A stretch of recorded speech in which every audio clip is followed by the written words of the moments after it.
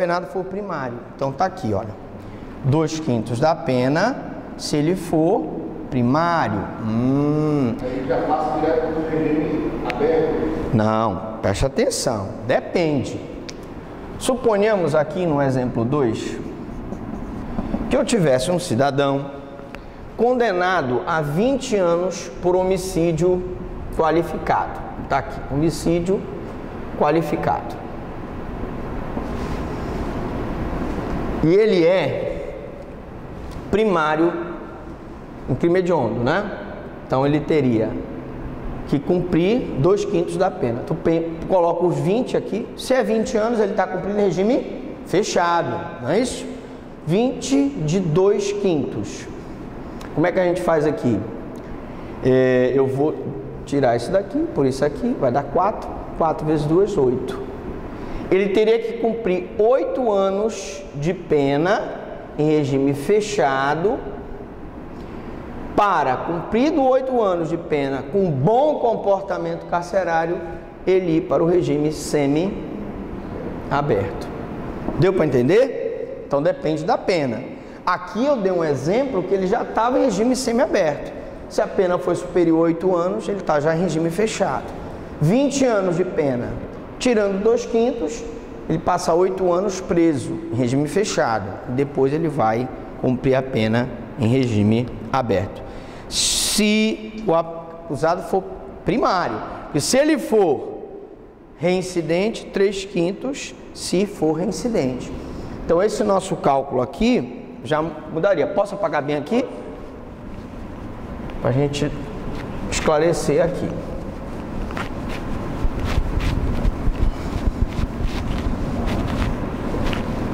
Olha, imaginemos que o cidadão tenha sido condenado.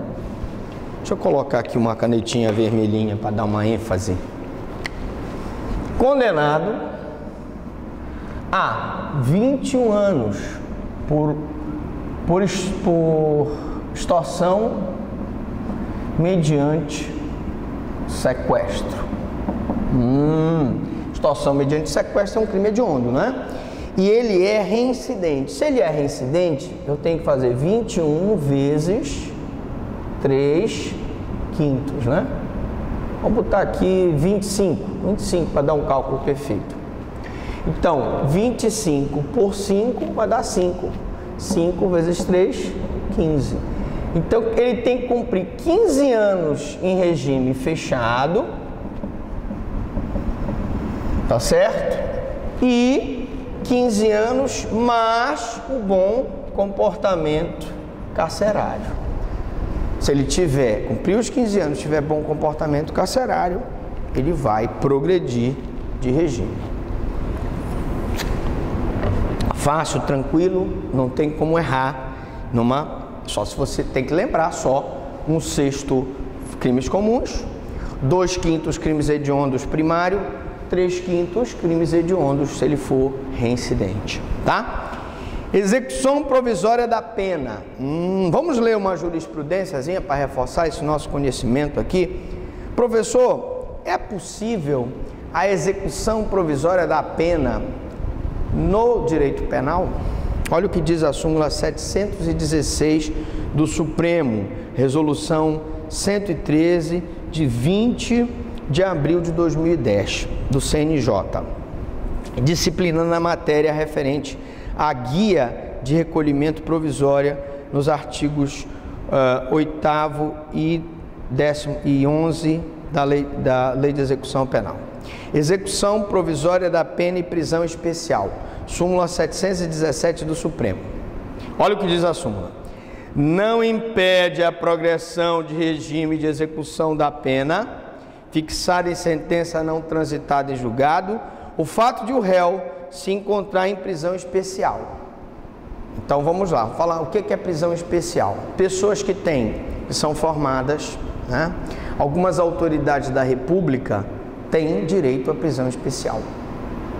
Os advogados têm direito à prisão especial. As pessoas formadas têm direito à prisão especial. Então, se a pessoa já se encontrar em prisão especial, não impede a progressão de regime da execução fixada em sentença não transitada em julgado, o fato dele estar em prisão especial. E aí eu remeto você ao nossa explicação sobre detração. Ora, se ele já está preso há 2 anos em prisão especial, aguardando o julgamento, e ele foi condenado a 8 anos por um homicídio simples, aqueles 2 anos que ele ficou preso vai ser diminuído na pena dele. Olha aqui, só para exemplificar. Então ele está preso há 2 anos em prisão especial. Foi condenado a 8. Eu vou diminuir os 2 anos da prisão especial e ele terá que cumprir o quê? 6 anos. Porque esses 2 anos aqui eu aplico a detração. Tá? Detração. Fixado em sentença não transitada em julgado, o fato de o réu se encontrar em prisão especial. Então aqui... Seria aí no caso de regime fechado. Aí já cumpriu 2 anos. Ele teria que cumprir o que mais? Aí ele vai começar em regime semi-aberto. Porque 2 anos ele já... E se ele não tivesse ficado 2 anos preso provisoriamente em prisão especial, ele iria para o regime fechado. Mas como ele já está preso há 2 anos, se desconta o tempo que ele ficou preso e ele já vai para o regime semi-aberto, ou seja, não se impede a progressão de regime dele. Súmula do Supremo poderá ser pergunta de prova. Tá? Eu abei o concurso para te perguntar. Bom, trabalho do preso, remissão e detração. Agora que nós vamos efetivamente entrar no trabalho do preso, na remissão e na detração, que estão previstos no artigo 28, 29, 30, 31, 32, 33, 34, foi modificado pela 10.034, pela 10.792, de 1º de 12 de 2003, artigo 35, 36, 37, que cuidam do trabalho do condenado. Matéria importante. Então vamos começar com a remissão. Podemos apagar isso aqui? Ok, vamos apagar aqui. Você sabe que a nossa aula é ao vivo e a cores, sem corte. Então, vamos lá. Remissão. Não sei se está dando para ver ali, remissão, está meio amarelado, mas ali a remissão é um instituto em que, pelo trabalho, dá-se como cumprida parte da pena. Então, hoje a remissão não se dá pelo trabalho só, ela se dá pelo estudo, ela se dá pela leitura de livros, tudo isso eu posso ter a remissão. Então, e a detração é o desconto que se faz daquela pena que o condenado já cumpriu provisoriamente, vale dizer, se ficou preso por 2 anos na seccional de São Brás, por exemplo, esperando o processo dele, e foi condenado a 8 anos, olha o exemplo que eu acabei de dar aqui, igualzinho, cumprirá somente 6 anos. Então, se ele já estava preso, então, remissão, vamos lá, remissão.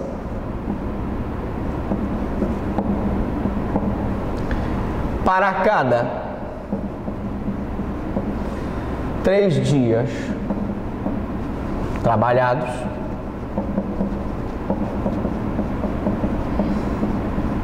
desconta-se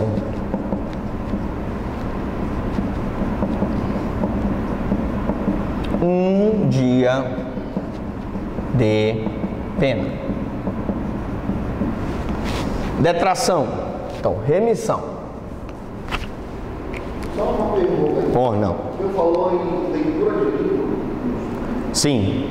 Na remissão, nós vimos aí o que aconteceu com os condenados do mensalão. Alguns estavam lendo livros na cadeia como forma de diminuir a pena. Aí tem aquele traficante, né, o Marcola. Sim. Já leu várias aulas dentro da cadeia. Vai reduzindo também a pena dele e verifica. Sim, o Marcola tem direito à remissão desde que ele tenha cumprido os requisitos. O problema todo é saber se, remida a pena dele, ele deve ter muitos e muitos anos de condenação, se ele teria direito à progressão de regime, porque aí ele não tem o principal, que é o bom comportamento carcerário. Porque não se esqueça, não é só cumprir a parte dos requisitos objetivos, ele tem que cumprir o requisito subjetivo. Então vamos lá, sem falar na remissão, nós estamos falando aqui agora na detração. Vou colocar com uma caneta diferente, detração, para dizer que é exatamente a mesma coisa, só que com dizeres diferentes. Para cada dia de prisão provisória,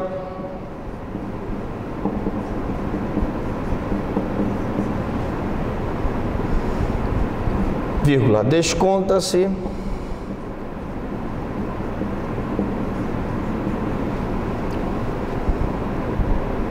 um dia da pena.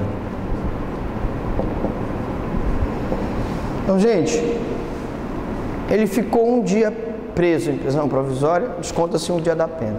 Ficou um mês preso, desconta-se um mês da pena. Ficou um ano preso, desconta-se um ano da pena.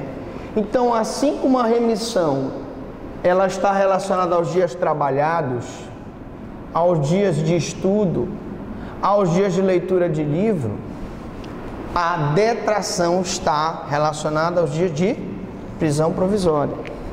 Então, uma desconta a prisão provisória, quer seja flagrante, prisão preventiva ou temporária, e a outra desconta os dias trabalhados, tá?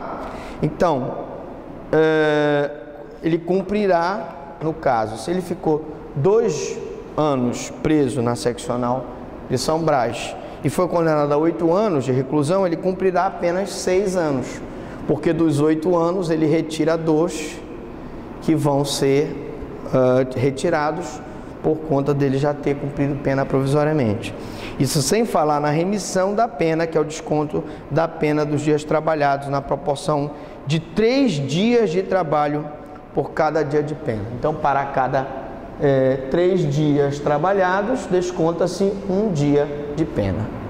Não se esqueça, 3 dias, vamos colocar aqui, dar uma ênfase aqui, para cada 3 dias trabalhados, desconta-se um dia de pena. Tá? Na detração não, para cada dia de prisão, um dia de desconto para a pena dele, tá? Então, será ainda remunerado pelo que fizer nos termos do artigo 29, nós já falamos que a remuneração do preso, ela, na nossa opinião, deveria ser um salário mínimo, mas ela não é. E lógico que se o estabelecimento tiver um convênio com uma empresa e a empresa quiser pagar um salário mínimo até mais, seria interessante que a empresa pagasse, né? E o artigo 39 do CP, além do artigo 201 da Constituição Federal, que é o auxílio reclusão, e nós tivemos oportunidade de dizer na aula passada que se o preso é trabalhador, está com carteira assinada e paga o INSS, quando a pessoa vai presa, a família do preso tem direito ao auxílio reclusão, previsto na Lei 8.213 de 91, artigo 80. Então nós paramos aqui na parte de execução penal, parte 4. Vamos continuar com a parte 4. Até aqui, alguma pergunta, alguma dúvida?